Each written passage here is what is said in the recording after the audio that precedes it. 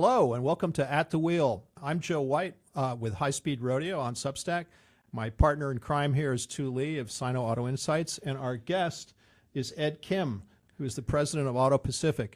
And as we will do every time we do this, we're going to talk about cars, mobility, things that move, and we're going to talk about that with people who really know what's going on, and Ed is one of those people. Ed, if you talk about AutoPacific, tell us kind of what makes your work distinctive, and then we want to get into kind of what's at the top of your agenda right now. Thank you, Joe. Thank you, too, for having me on. Very honored to be here. So, yeah, again, my name is Ed Kim, and I'm the president and chief analyst at AutoPacific. AutoPacific is a mobility-specific market research and consulting firm. We've been in business since 1986, mostly serving the automotive OEMs, but also the supplier community, as well as a lot of agencies. We've been doing this for a long time. So basically, we're sort of, I guess, in two buckets, I suppose. We have our industry analysis area, which really covers competitive intelligence for the auto industry, as well as forecasting. And then, there are subsets of that where, we're specifically drilling down on, EVs, for example, other alternative powertrains and, looking at consumer demand and forecasting demand for those sorts of powertrains and stuff. The other side of AutoPacific is market research. We do both custom and syndicated work. So, we do a lot of custom research for the automakers. When automakers are developing new products, we will do research on their behalf with consumers. And we also have several key syndicated off-the-shelf research products, such as our Future Vehicle Planner, which contains the Future Attribute Demand Study. It's an annual study that we do measuring consumer demand for new and emerging features. It's really kind of one of the more exciting things we do because we're really drilling down and figuring out what motivates shoppers to want, this feature, that powertrain, this new technology. First of all, we're finding out what the demand for these features and attributes are.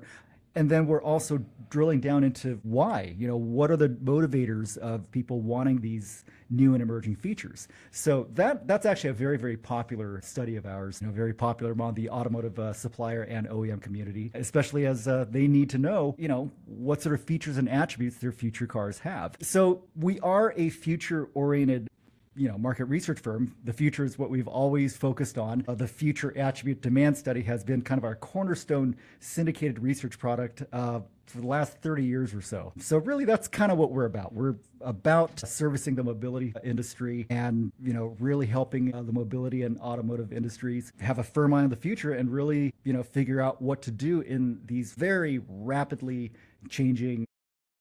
Well, it's been pretty boring the last few months, right? Yeah. So boring. There's nothing to talk about. So Ed, talk a little bit before we started. We were talking about this, but talk a little bit about in terms of the future about what some of the research you've got going on involving electric vehicles, because the electric vehicle landscape, certainly from a policy perspective, is really shifting as we sit here. So talk about what and the money that comes along with it. And the money that comes along with it. So talk about what you see happening. Absolutely. I mean, up until very recently, we were in a situation where the government was providing a lot of incentives to consumers to buy electric vehicles, and now we're rapidly moving into a space where it's going to be kind of the opposite, where now vehicles in general, including electric vehicles, will be subject to tariffs. The components in them will be subject to tariffs. Their prices are going to go significantly higher. And then also... But we're not going to pay for it, though, right? Yeah, no, we're going to pay for it. Right? I'm going to pay for it. Sorry, too. Oh, come on. Yeah, no, we're going to pay for it.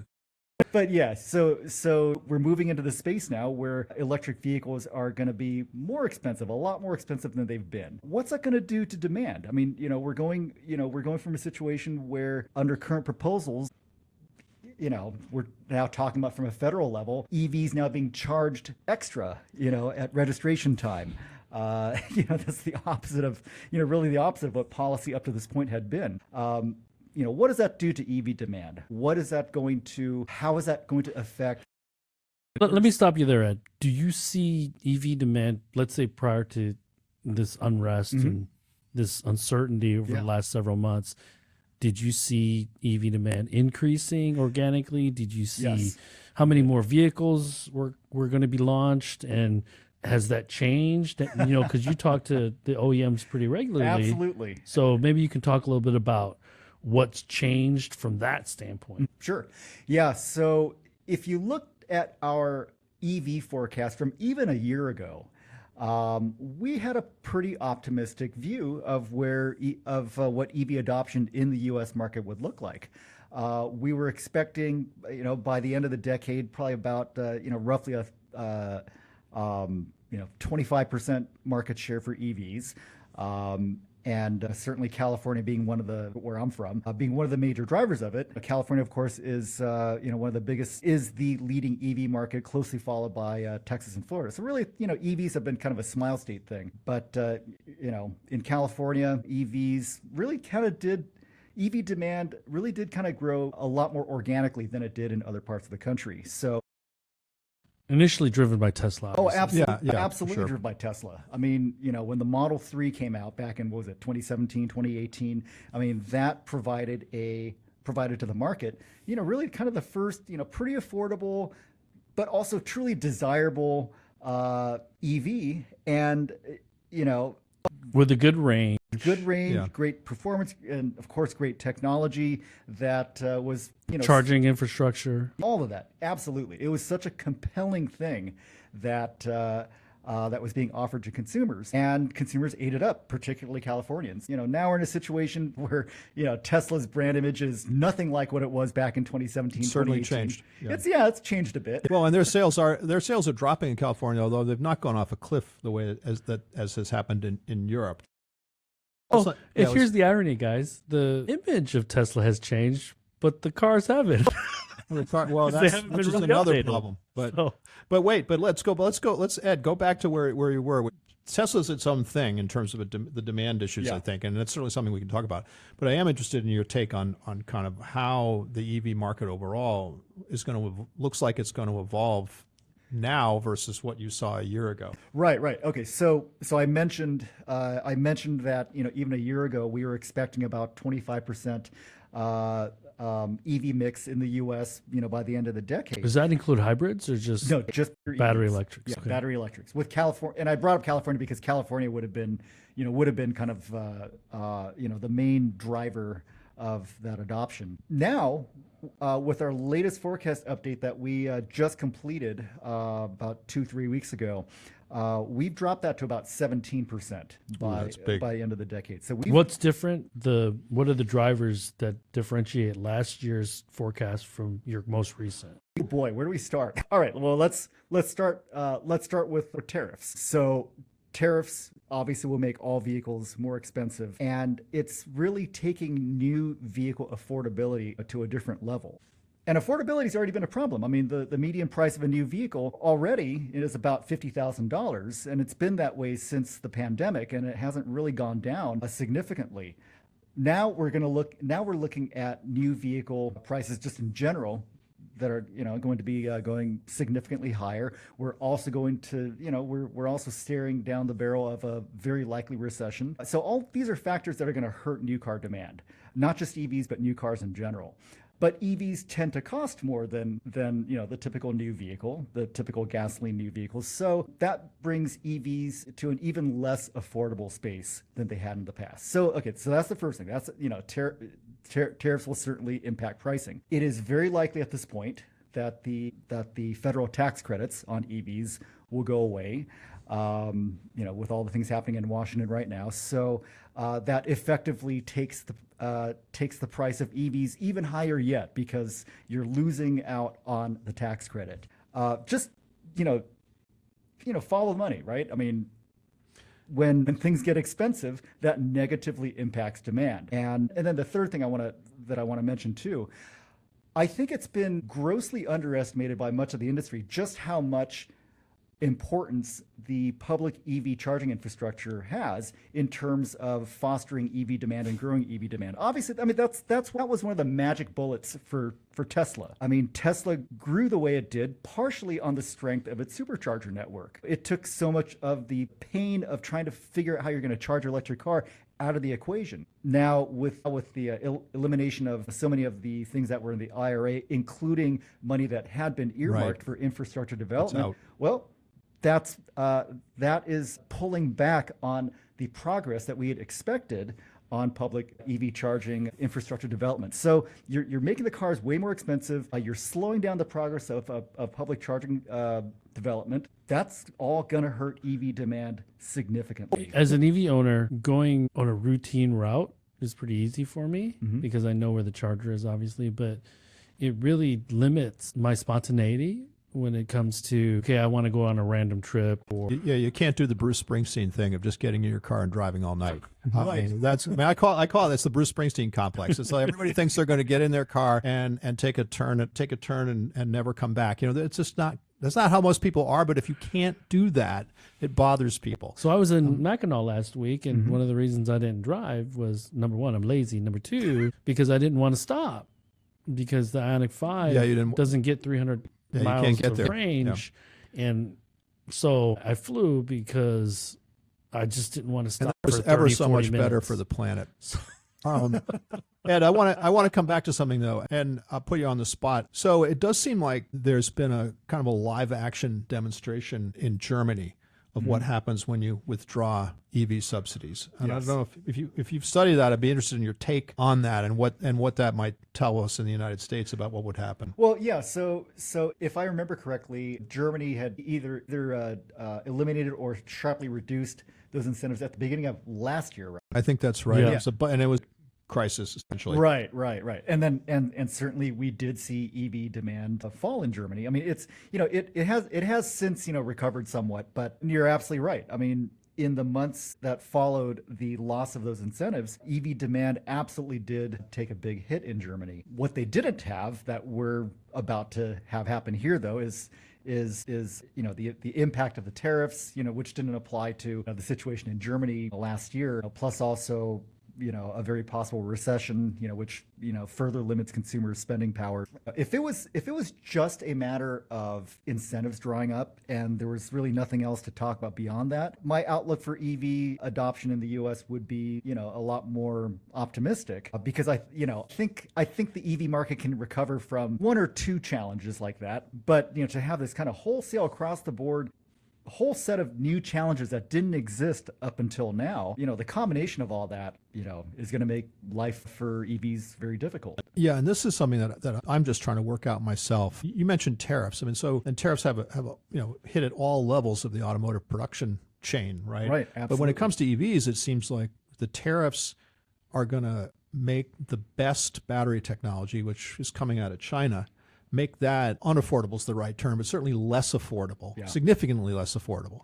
And that seems like a real challenge because lithium-ion batteries, which are cheaper, better for a lot of uses, maybe not all, those are a Chinese product. And I've looked through the budget bill that the House passed, and not only there's going to be significant penalties, and tariffs imposed by the administration on if you ship them from China, but if you try to build a Chinese IP battery in the United States, like say which GM and Ford are trying to do, well, now your factory is not going to get any federal incentives, at least under the House bill. I mean, we'll see what happens, but I just think there's a lot of logs being dropped in the path of affordable EVs and EV adoption in Washington.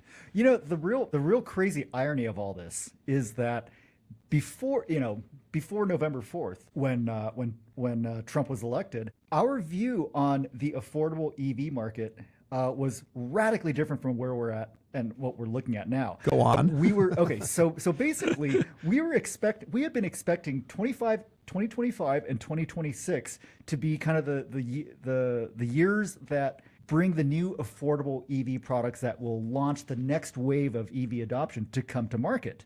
Well, now it's kind of the opposite situation. But I mean, think about what was supposed to happen. We were supposed to get an entry-level Tesla. The Chevy Bolt was coming back.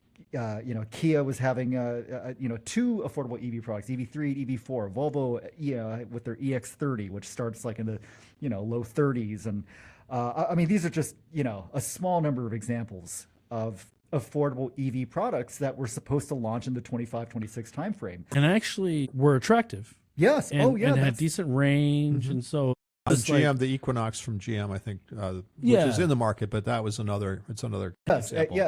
The Equinox was and is a hugely significant product for that reason. I mean, here's if you've ever looked at the specs on the base model Equinox EV, it's actually a really complete car. Like there's nothing, it has everything you need, even at, the $34,995 price point. That's affordable. I mean, that's $15,000 under the, price of a. Even the Blazer sub. Yeah, So- absolutely. But from a GM anyway, but from a GM perspective, if you withdraw the $7,500 and you withdraw other incentives, production incentives, I think for the batteries, I'm not sure if they're getting the batteries from from the U.S., but those had a production incentive. And if you withdraw all of that federal support, now this thing has got to stand on its own from a business perspective, and I question whether they are ready for that. I don't think. Well, yeah, that's going to be very challenging. I mean, the business cases for all these new affordable products had been, based on assumptions that don't apply anymore. Well, it's that snowball effect. Yeah. There's prices are higher, less charging infrastructure investment, and so it just creates a situation where we're actually moving backwards. Absolutely, We're not moving standing in backwards. place. We're moving backwards. And this is happening while the rest of the world is moving forward on EVs. I think, for me, from where I sit, the big tragedy of all this is that, we're giving up leadership positions and, letting other markets take the lead on it. And, from a strategic long-term perspective, I don't really think that's the right direction to be going. Well, but- that indicates to me that the automotive sector just doesn't have enough sway, or as much sway as it used to in DC, because maybe this is whole hog going to hurt the North American, not even U.S., North American automotive sector. Well, absolutely. I mean, first, yeah, I think the oil industry won this round. Whether they'll win every round is a question. But the oil industry won this round. They've worked very hard to slow the adoption of EVs for obvious reasons. I do wonder, right? And I sort of agree with the premise, Ed, of what you've just been saying.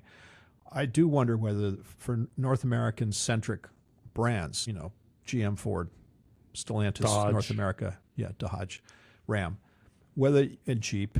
Whether there's a real risk if you don't have sort of force of will within those organizations, there's a real risk that you kind of become a combustion Renault or a combustion Nissan, where you're locked in to a region of the world with the technology that region is comfortable with. When you try to go out to the European market in 5 years or 10 years, certainly the Chinese market right now, Southeast Asia down the road, Latin America, I'm not quite sure where Latin America is on this, but it just seems like the global nature of these companies is really at risk if they can't figure out a way to continue to scale electric vehicles and kind of the software brain vehicle, that kind of part and parcel of electrification. Well, I have to qualify this, because the will part of what you're saying, I don't think any of us feel confident that they internally have that will. I could be wrong. I don't want to speak for you guys. But also, let's go a level deeper and say, does the current management team have this will? Does it need to be a new management team? Because at the end of the day, GM is hiring some new executives, Sterling Anderson, Kurt Kelty a year ago.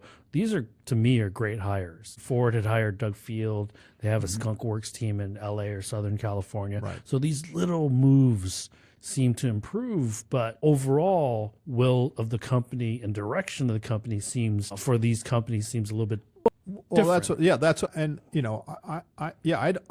I don't question. I mean, I was just listening to back on an interview that Jim Farley at Ford, CEO of Ford, for the two people who might not know that, gave about, and I mean, I think he's committed. He's been to China. He's seen what's going on. He says if we don't compete with the Chinese, we're out of luck. I don't question his. I mean, take him at face value. I don't question his commitment, but I guess what I'm saying is, if the market inertia in the market that generates all the profit, which is for those companies, which is North America, if the market inertia is such that, look, your reward is to continue to produce V8 rear drive body on frame vehicles like you've done for the last 100 years or 80 years, that inertia is inertia. It's not taking you forward.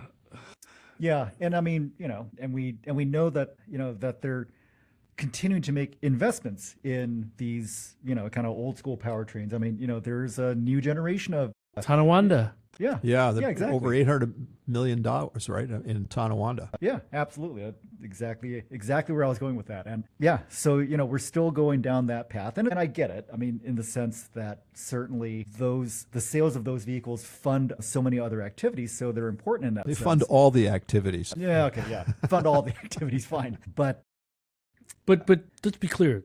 Do you all believe that there's a real threat that they become at the extreme single product, single market, or a handful of products, single market companies? Ed, you first. Well- I mean, yeah, I do, but go ahead. I think, in the case of the thing is that, all of the big three, these are all global companies. General Motors has a significant presence in China, and they have actually already far more EVs in China than they do here. So, so they work directly with Chinese partners like SAIC. As Chevy leaves China last week, by the way. I missed that news somehow. Yeah, so Chevy's leaving China. Oh, wow. Okay. 2 brands now. Okay, so they got 2 brands. Well, and if you don't include Baojun and Baojun. Wuling, Yeah. so Okay, 4 brands. Anyway, so but point being that I guess where I'm going with all this is that all the big three are global companies. Stellantis is global, Ford is global, GM is global. So it's not that they're going to be totally absent. From all the work and progress that's being done on electrification, but I do think that the powertrains for so many of the automakers are going to be regionalized longer than I had thought they would be. I had thought just even as recently as last year that by the early 2030s. There would be just a lot more consolidation and commonality powertrain wise across, the various global lineups. But I don't think that's going to be the case, at least not in the short term. well, if it wasn't for tariffs and if it wasn't for, I think you might be right, like the consolidation there. Well, and of course, the tariffs are a huge reason behind why I've changed my view on that. My prior view was based on prior realities. Yeah, a prior reality. Look, I mean, again, if I knew the future, that'd be great, right? I mean, I could bet on it and make billions. But yeah, I do think I think if you look at history, I do think that there's a real risk. And we've been talking a lot about the Detroit 3, and maybe we can broaden the conversation out to Toyota, Hyundai, and some of these other companies, which I do think have different. Volkswagen is also And kind of Volkswagen, yeah, in a very they are. I agree, Yeah. and for some of the same reasons. But I do think that for GM and Ford and the North American piece of Stellantis, yeah, I mean, I think if you look at the trajectory, the risk that these companies will be pulled by the government policy that Ed, you've just been talking about, by the where their profit comes from, will be pulled to sort of focus on that North American combustion truck profit center, and then Europe goes 50 to 60% electric with this huge Chinese component to that. China is China. I think China is getting to be a lost cause for a lot of these Western brands. You both know more about that than I do, but that seems to be the case. Don't forget Southeast Asia. Southeast Asia being attacked heavily, right, by BYD and the other Chinese. In Latin America's there, and maybe that is, but it's not significant. It's not a big, huge market. It just seems like that's the risk, is that you wake up in 5 to 10 years and a lot of these Detroit brands that were once upon a time very global aren't. The legacies need to look at Southeast Asia as the canary in the coal mine, because Latin America, where mass market vehicles are priced much lower, and that's where the Chinese live. So companies like Neta, BYD, sub $10,000, sub $15,000 cars that are really, really nice. And they're building in Latin America as we speak. Yeah. So Yeah. to your And selling. point, Brazil was still going to likely be an ethanol, clean energy country for quite some time. And it's going to be the jumping off point for South America production. So that's going to be the battleground state, because Volkswagen, GM, all Stellantis, they've written multi-billion-dollar checks over the last few years. BYD, Great Wall, they're also there.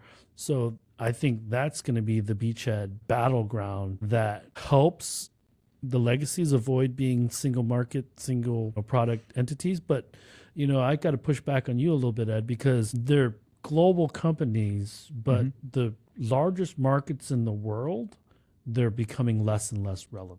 That is a interesting counterpoint.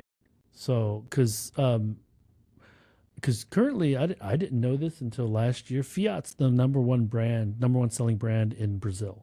Yeah. Yeah, they have a strong presence in Brazil. So, for sure. like, if BYD comes in, if these companies come in and undercut in a significant way, is that why? And I'm jumping around, but is that why Filosa was hired? Because his experience in Latin America and North America? That's an interesting thought. Because he's never worked in Europe. Yeah, no, it seems like it, doesn't it? I mean, and again, that's where, I mean, Stellantis has a more balanced profit footprint than GM or Ford at this moment.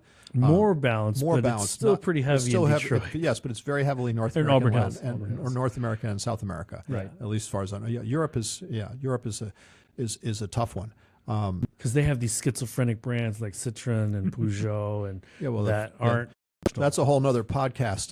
Stellantis' 14 brands. But yeah, so I do think that I reread The Machine That Changed the World, the MIT, the James Womack and the MIT researchers looking at how Toyota disrupted the auto industry in the 80s and 90s. You read that, and the rhyming of history is pretty hard to ignore.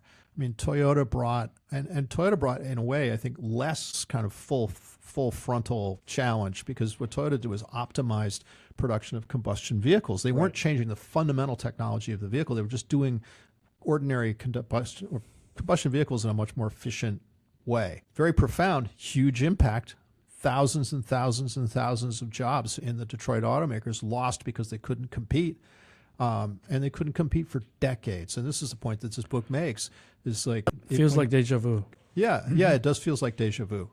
And this book reminds you that okay, even when the leaders of these companies know intellectually and by observation know what's going on in China, which they do, reorienting these huge companies to fundamentally operate in a different way to match that system takes decades, and sometimes they'd never do it. The British auto industry never figured out lean production or even mass production. They didn't even figure out mass production.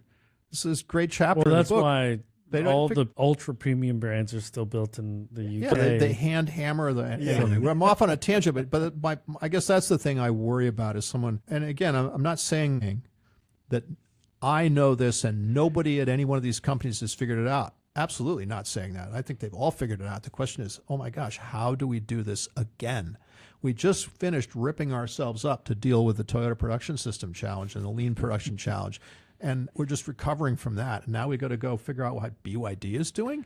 Well, the big challenge in my eyes for all of the legacy automakers, whether you're French, from Auburn Hills or Detroit, is that there's a technical challenge aspect to it, but also culture and speed. And to your point, the inertia is not going to get them.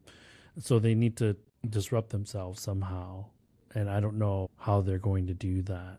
And that to me is the most concerning part, because they don't seem to be very urgent on doing a lot of things. Maybe behind the scenes they are, but I would hope that at least behind the scenes they are, because outwardly it doesn't seem that way. You guys agree with that? Well, I think behind the scenes there's a lot of there's a lot of urgency. Look, everyone who's at the top of these companies, and including I would say Toyota. I'm less familiar with Hyundai, but they're of a generation. But Hyundai's doing well. Yeah, Hyundai's doing very well. And again, I mean, I suspect, or in fact, I think it's pretty clear if you look at some of the kind of comments about the tariffs, the sort of the polite applause that you're hearing from people like Mary Barra for tariffs. This is much directed at slowing Hyundai down as it is. The Chinese aren't a factor in this market. I mean, there's a few Chinese Volvos, right? But in general, they're a marginal factor. That's a good GM point. imports as many Chinese vehicles as almost anybody, or did. Right. But I think slowing Hyundai down is definitely that's good. Do that. That's great. We'll figure the rest of it out later. As they Manufacturing investments. Yeah. So I do think that, and there's something else, and Ed, kind of your thoughts on this too. If you look at the history, tariffs, we had the voluntary export restraints to hold back Japanese exports, which functioned as a tariff, essentially, right? Raised prices. And yet, over the 15 or 20 years from start of those, the Japanese brands Toyota, and then later Hyundai, and later the Germans gain share, because they invested in production within the walls in the United States. And that is the thing that, again, as someone who looks at history, I say the first Chinese company, maybe not with the administration that's in power today, but in a future administration that comes and says, we're going to put $5 billion and create 8,000 jobs in a state of your choice. How is that going to be rejected? It can't. It won't. Well, there's a higher likelihood it's rejected by the Midwestern states than the Southern states, I would think. Well, yeah, but I guess that's I mean, there's an infrastructure for supporting automotive production in the Southern states that's every bit as powerful and good as the one that exists in the Midwest. It's been built over the an ex-union. And ex-union. Anyway, you see my point. I just feel like the tariffs will be a very temporary relief from the competition. Yeah, I agree that it'll be temporary. I mean, again, going back in history and looking at the 80s, I mean, even though there were these restrictions in place, as you point out, their market share kept going up and up and up, partially due to the investments in manufacturing, but also because the consumer perceived a benefit to they perceived clear benefits and advantages to so many of these import brand vehicles. They were getting driving dynamics and build quality and reliability that they weren't getting from the homegrown competition at the time. Well, and this goes back to your point about how they've become truck and SUV because they abandoned the small car. Yeah, effectively sedan. they did. Yeah, and then the Japanese and now the Koreans have kind of taken up that spot. Yeah, no, and for electrification, and again, I'm kind of channeling something that Jim Farley has been saying here. In electrification, you saw the Detroit brands and really, I would say even Tesla say, okay, just as with combustion vehicles, bigger is better. So let's make Cybertrucks and let's make Hummers and all that stuff. And those things are flopping.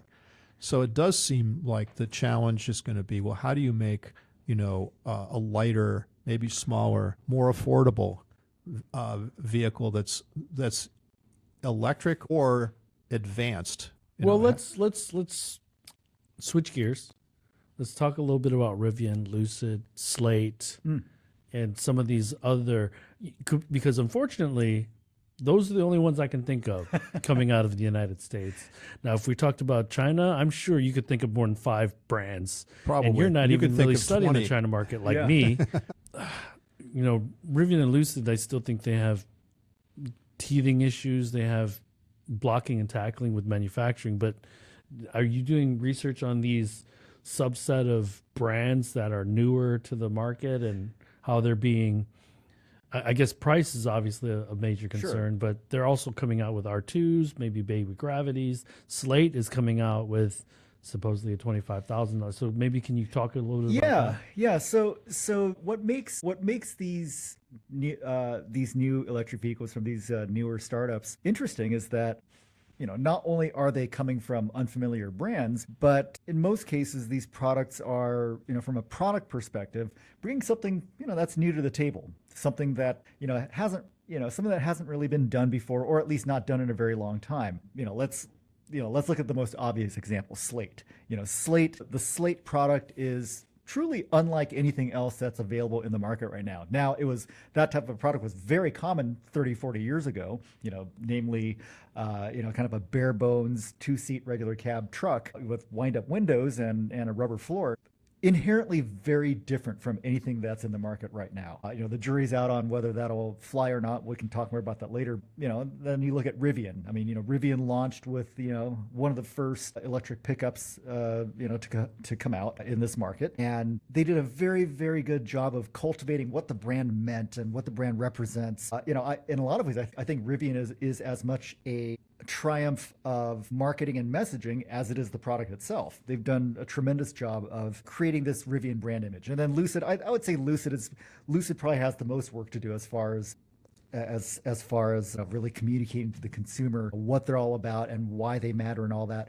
They do have their mainstream mid-size crossover product coming out by the end of this year. We'll see what that product turns out to be, but it's every bit their intention that that's the product that will really define to the consumer, hey, we're Lucid, we're a volume brand, we're here. At this point in time, we don't really know fully what the messaging of that product will be, but we'll see. But If and I have to say, I'm sure you guys have driven them too. I really like the Lucid. I really like the R1. Yeah. I think if they can derive but still keep that DNA at a $45,000 price point or $40,000 price point, and they can actually make them in volume, I think that's actually a blocking and tackling challenge for them, then they can be successful. But Lucid is like it's struggling the most from a share price standpoint. Sure. It's struggling from that standpoint. Lucid does have this one kind of a secret sauce sort of a thing that I think the general consumer isn't too aware of, and I feel like Lucid probably needs to do a better job of really communicating that. And that is the efficiency of their motors. Yes. They have tons of patents on their motor technology, as well they should. Look, I've driven the Air extensively. In fact, I took it on a very, very long road trip and was just blown away at both the efficiency number as well as the actual range itself. It's like, holy crap, this is unheard of. I've never driven an EV where I was completely lacking any sense of range anxiety or anything. And it's a big car. It's a big car. It's a huge car. So now, apparently, and I've spoken to a lot of the people at Lucid, and that same motor technology will be in their new midsizer. The real big advantage that Lucid likes to talk about regarding the efficiency of the motor is that they can use less battery. Because the motor is so efficient, they can use less battery, which means lighter weight, lower cost, obviously, which I think is the biggest potential benefit. If you're using less battery, the vehicle is going to cost less. So depending on how they really package all that and the communications they do when this new midsize product launches, I don't know. I mean, maybe they really will have something that offers something very relevant to the mainstream consumer. We'll see. But I guess the overall point I'm getting at, though, for these three brands is that compared to the legacies, they are all offering something unique, something that's different, something that the legacies aren't yet providing. Think back, a decade beyond that, when Tesla was still a startup, it was the same thing. Tesla think about the EVs that were coming from the legacies at that time. Or science projects. Yeah, they're science products. They're all, Compliance. like little compact hatchbacks, that could only go about 80 miles on a charge if you were being really gentle on the throttle. I mean, and then all of a sudden, here's Model S, this big, sexy, crazy fast, electric luxury sedan, with at the time like an almost 300-mile range. Now it's way more than that, but at the time, I mean, anything that was above 80 miles was kind of a big deal, and this was like close to 300. It was a striking car at that time. Yeah, I know, and Absolutely, and I think that's where the opportunity for any of these startups is. It's to offer something that is truly breakthrough, that the legacies aren't doing, and has a clear consumer benefit. And Tesla, I mean, like we were talking about earlier, there were so many consumer benefits: the power, the range, the charging infrastructure. The legacies couldn't provide any of that, and that powered Tesla's rapid growth through all throughout last decade. Yeah, and I agree that it's too soon. I mean, I think everything we said about the risk to the EV sector and the EV development in the United States is right. I mean, withdrawing billions in federal support is a big deal. Tariffs are a big deal. On the plus side, that's what you're talking about. On the plus side, over the next several years, we're going to see a flood, new vehicles, new designs. The slate, Hopefully, unless they're canceled. But I certainly from the Rivians and Slates of the world, they're going to, unless they just fold up, they're going to do what they say they're going to do. Let's hope. I agree. I mean, I'm very interested in the Slate concept. I don't believe that they're going to sell very many $25,000 trucks. I think they might sell a lot of $35,000 and $40,000 trucks, plussed up with all the options. But I think the fundamental premise of Slate and the way they're going at it is super interesting. And I guess the question is whether the customers will come along with them.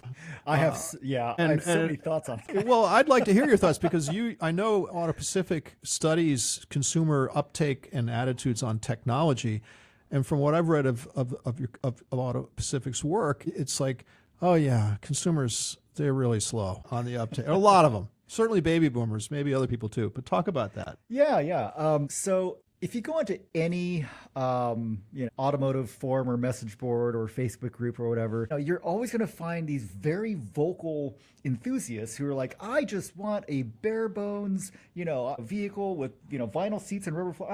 I want crank windows. I don't want no newfangled infotainment system. I don't even want a screen.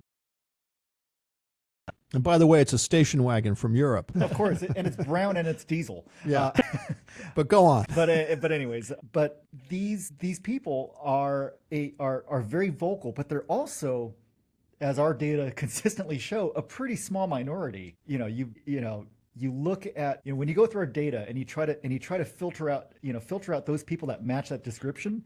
It's a very, very, very small portion of the new of. So you're saying they're an edge case? Huh? Oh, they're absolutely an edge case. Now, Slate wants to sell about 150,000 units a year of this Slate pickup. I'm not even sure that Ford sells 150,000 F-150 regular cab base pickups, and we're talking F series. I don't even think Ford sells that many. Not the stripped down base. I don't think so. Right. So Slate is trying to sell 150,000 units of this stripped out base DIY truck, yes. Stripped down truck. Yeah, no, that's right. Yeah, and again, I mean, I love the concept. Yeah, so the concept is interesting, and yeah, I do think that there is a segment of the market that will be very interested in that. But I think several things limit it. The lack of four doors is going to severely limit its reach. The U.S. is a predominantly four-door market. I mean, even pickup trucks. I mean, Maverick. Yeah, I don't know what the breakdown is, but it's a solid majority of pickups are going. Oh, absolutely. I mean, big majority, right? And even extended cab pickups, not the crew cabs, but the extended cab pickups. Even those, as of late, have adopted forward swinging doors. Just like on an SUV or a crew cab pickup. Clearly, that's where the market. That's what the majority of the market wants in a truck. Because a truck, the modern truck nowadays is really truly an everything vehicle. It's the commuter, it's the family car, it's the recreation vehicle, it's the work vehicle. And the beauty of a pickup is that it does everything. Literally it's a luxury vehicle, and I mean that's been. And it's a luxury vehicle. It's a luxury right. vehicle.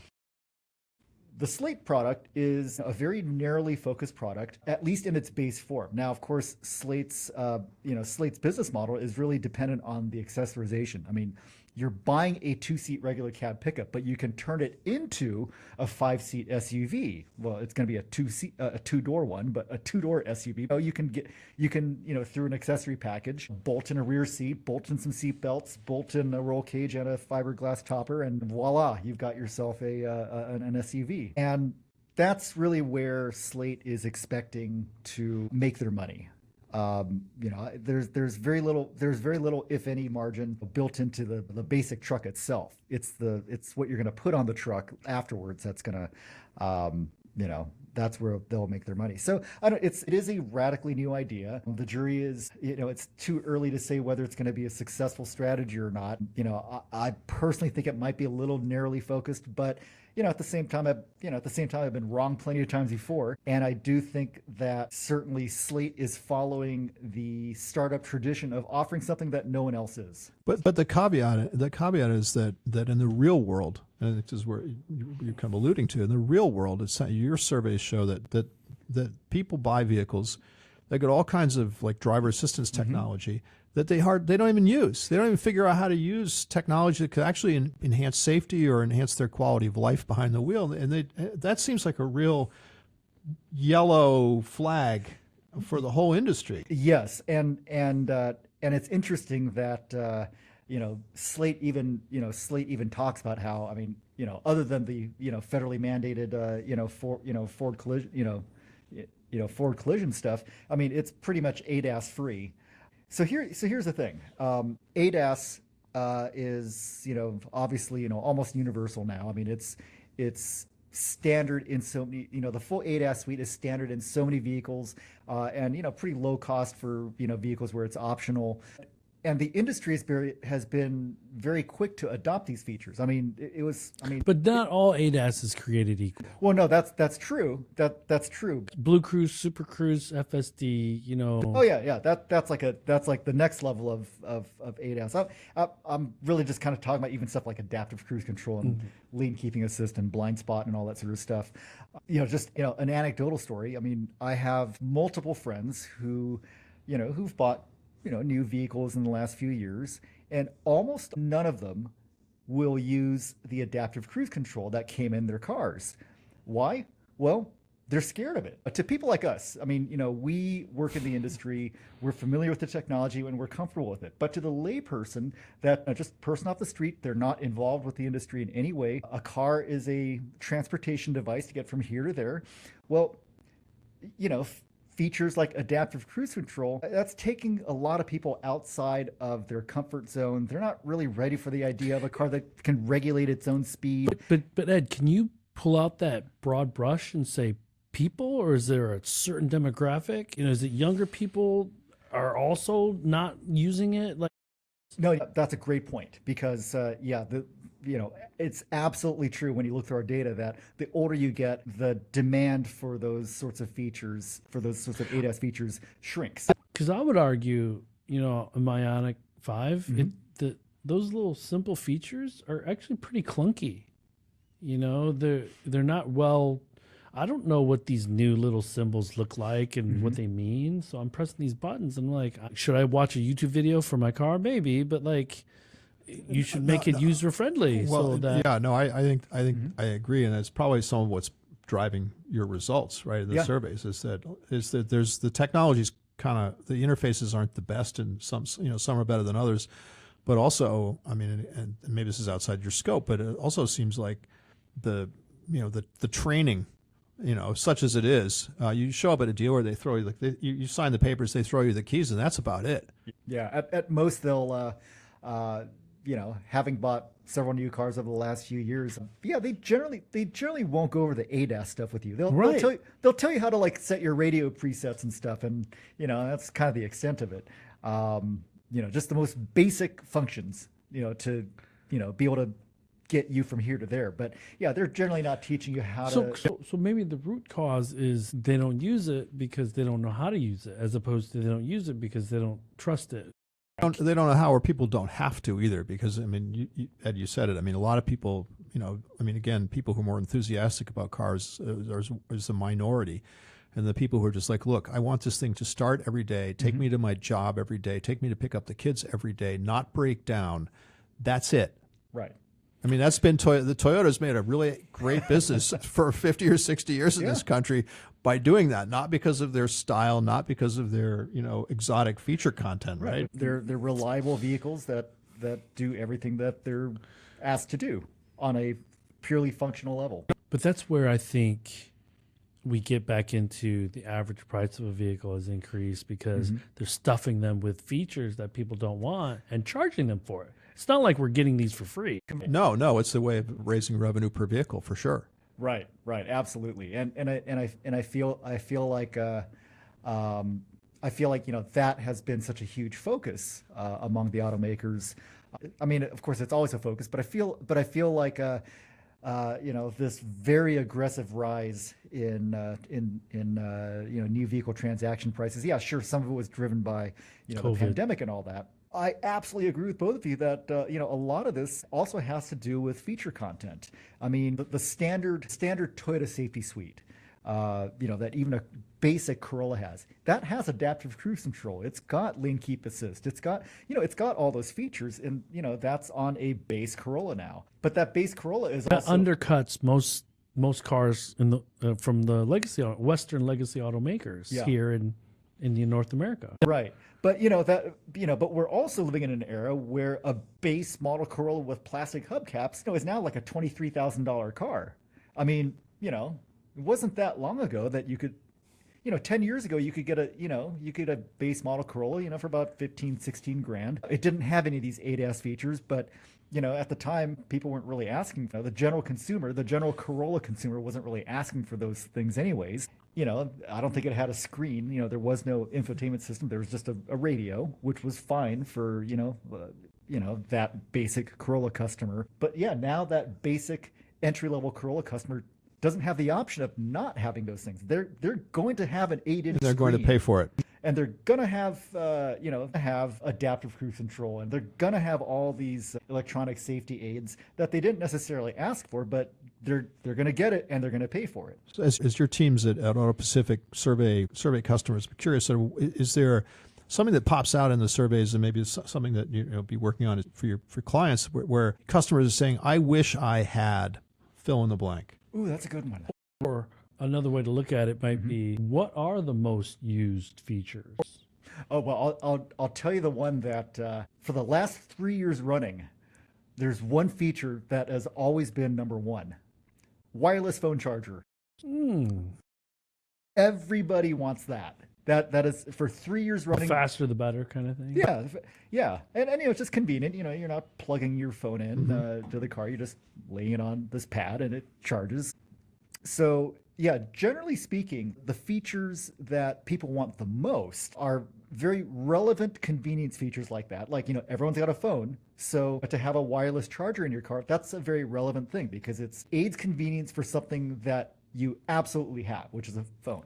And then the other category of features that always comes up really strong are things related to safety. Safety is always sold. I mean, that's a lesson that automakers learned many, many decades ago. If you position something as a safety feature and can really, convince the consumer that if you buy and pay for this feature, your safety is enhanced, well, people will, tend to, raise their hand and say, okay, yeah, I do want that.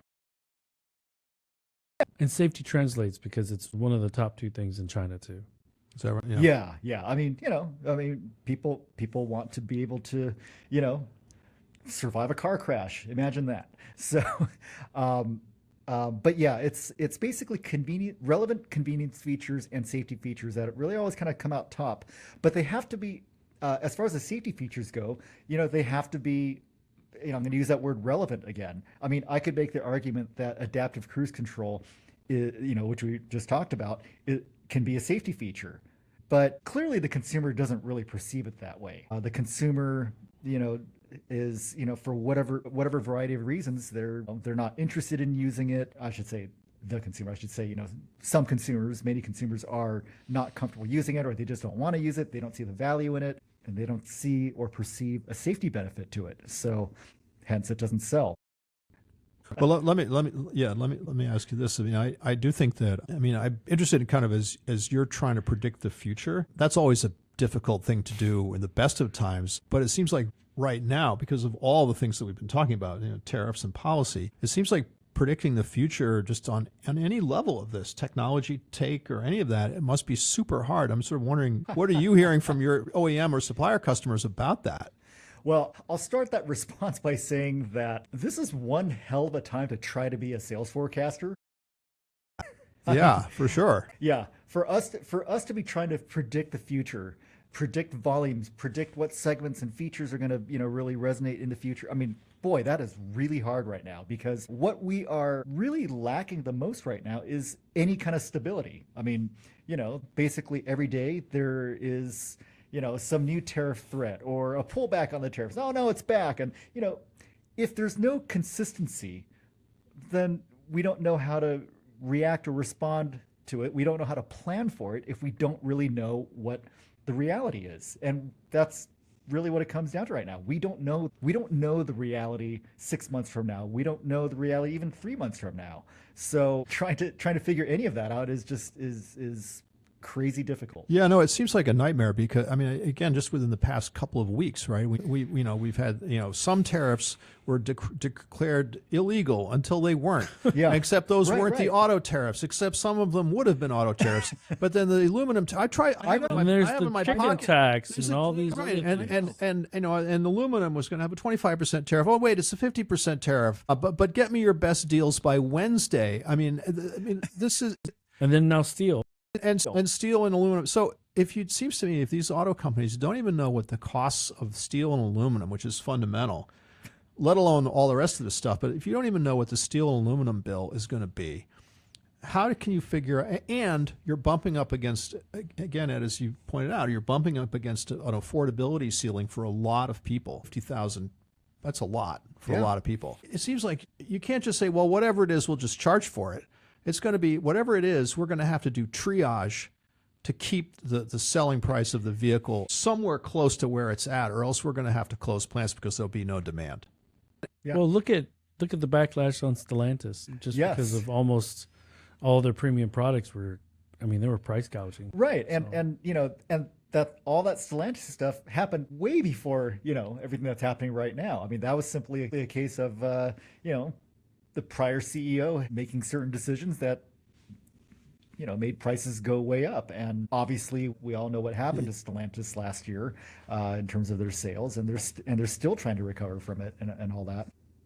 So yeah, I mean, price matters. I mean, you know, for most consumers, you know, that's the bottom And here's line. the crazy thing too, is that powertrain agnostic, a lot of parts, a lot of components come from China, whether you're building an ICE vehicle or not. So many that there aren't an alternate source in North America where there's a tariff-free product that you can buy or a component. Yeah, that I you mean, can buy. as we're recording this, and this is being reported multiple outlets, there's a crisis kind of coming down the pike on the availability of permanent magnets and these advanced magnets that are 90%. Because we're doing tit for tat. Yeah, well, that's right. So that's a trade policy outcome, but now it's suddenly occurred to everyone and swum up into the radar.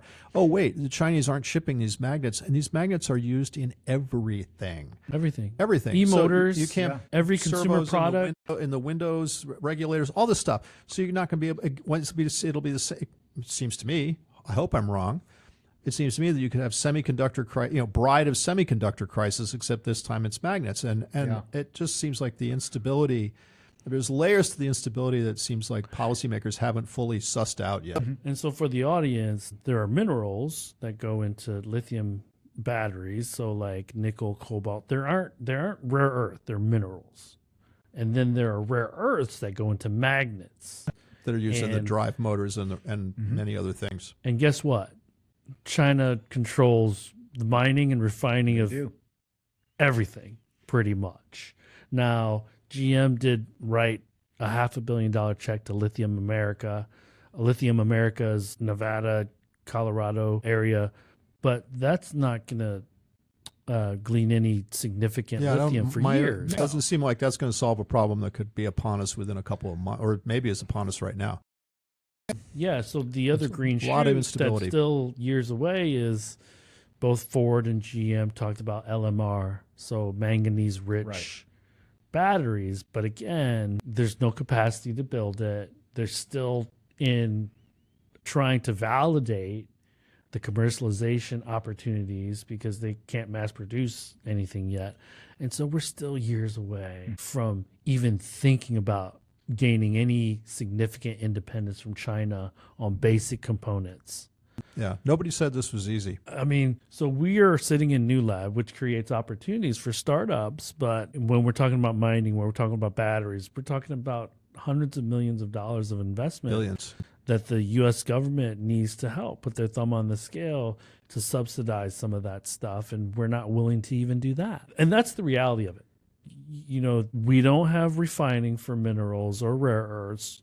We don't own mining rights for a lot of these minerals, or we don't own the significant mining rights for a lot of these minerals. And I know we're still talking about EVs and batteries and stuff, but even the magnets go into ICE vehicles. They go into everything. Of course. Yeah, so full circle to hand crank windows. Whoever's out there, suppliers who still make hand crank window hardware, this is your lucky day. Let me pick. That's the bone I'm going to pick with Slate. I don't know if American consumers want to decontent their vehicles. I think we're going to find out. Because we talked about features that they don't use, but I've had it. It's on my spec sheet. Even if I don't use it, I want it. And so if I have a button that puts my window down and I don't have it anymore and I'm hand cranking things and I don't have an infotainment and I don't have CarPlay and Android, I want it. And so I don't know if the American consumer can kind of square that circle. Well, an where, affluent American consumer, and again, I'd be an eager consumer of AutoPacific research on this subject. So I think I think one of the challenges of the idea of a stripped down, and I'm certainly not dooming it, trying to doom it to failure, but I think one of the challenges to overcome is that the type of consumer that could be very interested in a very, very bare bones, super ultra decontented vehicle. Well, part of the reason that they may be interested in that level of decontenting is a cost, which would then imply that they may be of lower income, which in turn means that they may be less likely to own their own single family detached home, which is kind of a prerequisite to having home. So basically, you're saying they don't own their own plug to plug it in. And and then combine that with the divestment of, the U.S.'s divestment of, building out more charging infrastructure. I mean, it's kind of a bad combination. I mean, you're targeting a customer that may be less likely to have home charging, and then the public charging situation, not getting better fast enough. not getting better fast enough. The last thing I'll say about the whole Slate thing is that I'm biased, I'm jaded because I was just in China, as you both know, and I know what you can get for $25,000 or $40,000 in China. Well, and I'll tell you what, and as we're perhaps winding down today, but the thought for the next time, that's right. And guess what? And I know this point is being made by a number of people. We now have the internet. Everybody in the United States of America who cares can figure out what you can get for $25,000 in China. I mean, Well, Ed sees it every day. Ed, you see it too. You're telling them. Lots of people are telling them. No, I'm saying he sees BYDs coming across the border. Yeah, I have two things to say really quick. I don't mean to interrupt you, but go two ahead. really important points that I want to bring up. One is that you were talking earlier about how Southeast Asia is sort of a canary in the coal mine. Well, I would argue so is Mexico. Yeah. All you got to do is drive down to San Diego, which is right on the border, and just marvel at the sheer numbers of BYDs and Chang'ans and JACs and MGs, and I mean they are everywhere. They've become very popular in Mexico because there's just a lot of value there. So imagine if those cars were sold here. It would be the same thing. I mean, these are attractive, high value vehicles that, So for the Joe White followers that don't know me, I was able to drive a BYD Han L and a Tong L, the newest versions of their flagship BYD brand vehicles. The Tong is a SUV, the Han is a sedan, $45,000 that have megawatt charging or mega charging capabilities. Number one, the Han I got into, it had a label on the back, 2.7. because it goes 0 to 60 in 2.7 seconds for $45,000. which is just nuts. And you get into the vehicle, and it's not some ostentatious interior. It's a really, really nice interior for $45,000. Yeah. And for those that don't know what mega charging is, it's 400 kilometers or 240 miles in 5 minutes of charging. Yeah, which is, and I know Same as gas. Yeah, that is a big deal. And again, I think that goes back to the point we made earlier, and maybe we wrap on this note if you want to. That's the risk of going to sleep. Well, yes. That's the risk of going to sleep. And I just want to make this one other point, which is, so one thing that I didn't talk about earlier was some research we had done, very interesting research we had done on American new car shoppers' awareness of Chinese brands and Chinese vehicles. And the results were pretty shocking to us because we were not expecting the awareness to be as high as it was. But then you dig deeper into it, and then you look at, and the reason I thought of this is because you were just talking about the internet and what the internet provides to consumers and shoppers. So you dig deeper into the data. So how and why is their awareness so high? Because of TikTok, because of Instagram, all this stuff. I mean, basically, your typical American social media user now has access to knowledge about every product in the world. So they know what a BYD is. They know what a Geely is. They know what a Zeekr is. And they're like, those cars are awesome. And then now that's being amplified further because, and I'm not really sure how these cars are getting in here, but there are various social media influencers who are rolling around all through California in various various Chinese vehicles. A buddy of mine just 2 weeks ago found two influencers in a parking lot in Irvine, California, driving that big Li Auto van. Yeah, the Mega. Mega, yeah, they were driving the Li Auto Mega. So he actually went up to them and was like, "What's the story here?" And they explained, we're both influencers, and they wanted us to drive this for 2 weeks. Yeah, they're playing a long game. No, I'm so disappointed that too. the top things wasn't reading my newsletter after 7 years of writing. I'm finally no, but anyways, what's disappointing to me is I was at the Shanghai Auto Show, as you both know. There were more influencers, like Western influencers there, than there were Western journalists. Yes, I mean American. Now I understand there's a visa challenge with some of that stuff, but it just seemed like U.S. executives and journalists might not have been as interested in this stuff. Now I understand they're covering Trump and trade and stuff, but this is at your doorstep. iShowSpeed was probably the best, which is an influencer on TikTok. He was probably the best ambassador China could have had. Yeah, and he's an American guy. Yes, absolutely. The word is going to get out. It's not going to be a secret, and I don't especially. I'm kind of putting myself in the head of an affluent, the kind of car buyer that every car company wants, someone who's affluent, informed, enthusiastic about technology, unlike a lot of the people that you've surveyed. If those people who are the best customers you can have are saying, I'm not going to buy a second-rate, behind-the-curve product. And by the way, we talk a lot about legacy automakers. Tesla's got a version of the same problem.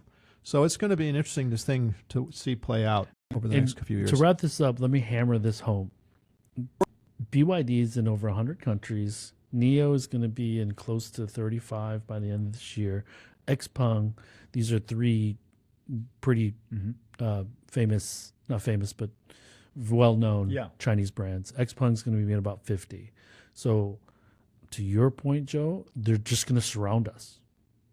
Because one of the groups that I saw at the Shanghai Auto Show was some Canadian dealership groups that were kicking the tires on Chinese EVs because they were like, well, if we're going to have a conflict with the United States, we should bring in reinforcements. Yeah. And that dam is going to break pretty soon. Oh, yes, it will. Because it's already cracking in Mexico. Absolutely. There's 15 Chinese brands. They're not EVs. They're ICE brands. Yeah. And so, Ed, thank you for joining us. Thanks for having me. This is one of our first episodes, so apologies for being a little clunky, but hopefully, because I learned a lot. My expertise is less the North American market than anything, and Joe is the ultimate pro. So hopefully our audience gets some benefit out of this, because I think we talked about some non-traditional market research that's pretty interesting and I think important. And hope to have you back as you get more. Yeah, thank you for having me. You need to make it back to Michigan more often, so Joe and I can have you back over here. So. That'll be amazing. So yes, thank you. Thanks for joining us, everyone.